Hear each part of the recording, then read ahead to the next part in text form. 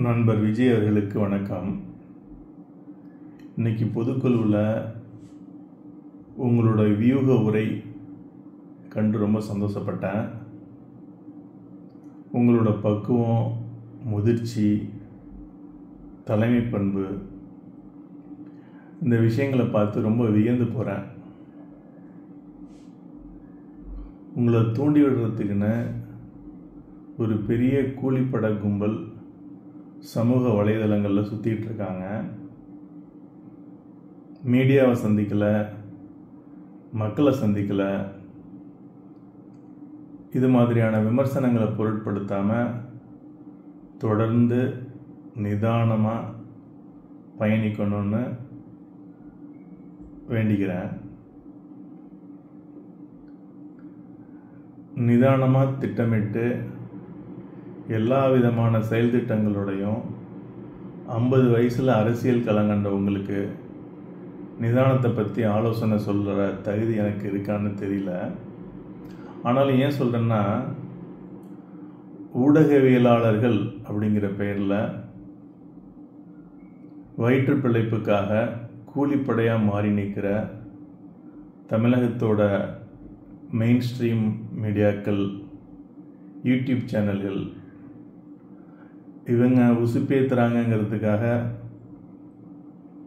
முத்துவேல், கருணாநிதி, ஸ்டாலின், மோடிஜி அப்படிலாம் சொல்ல தேவையில்லைன்னு நினைக்கிறேன்.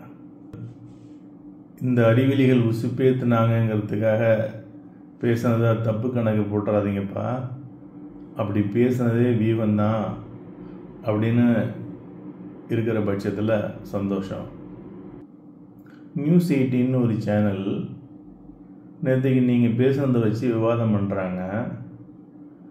அதில் கலந்துக்கிட்டவங்க எல்லா பேரும் ஏறக்குறைய திமுகவோட ஆதரவாளர்கள் தான். அதில் பத்திரிகையாளர்கள்ங்கிற பேரில் சில பேர், செந்தில்வேல்னு ஒருத்தர் இருப்பார் இல்லையா, அவரெல்லாம் கூட கலந்துக்கிட்டாங்க. அது அம்பானியோட சேனல். எப்படி அதையே விலை பேசி வாங்கிட்டாங்களா அப்படின்னு ஆச்சரியமாக இருக்கு. நேற்று தான் முதல் தடவை பார்த்தேன். ஏறக்குறைய 100 ஆண்டு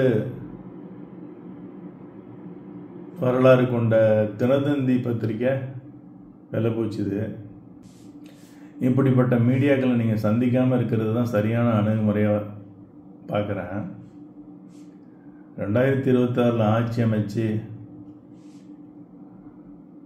சிதிலம் அடைந்து கிடக்கும் இந்திய ஜனநாயகத்தின் 4வது தூணாகிய ஊடகங்களை அட்லீஸ்ட் தமிழ்நாட்டில்னாவது பழுது பார்த்துட்டு அப்புறம் பேட்டி கொடுக்கலாம்.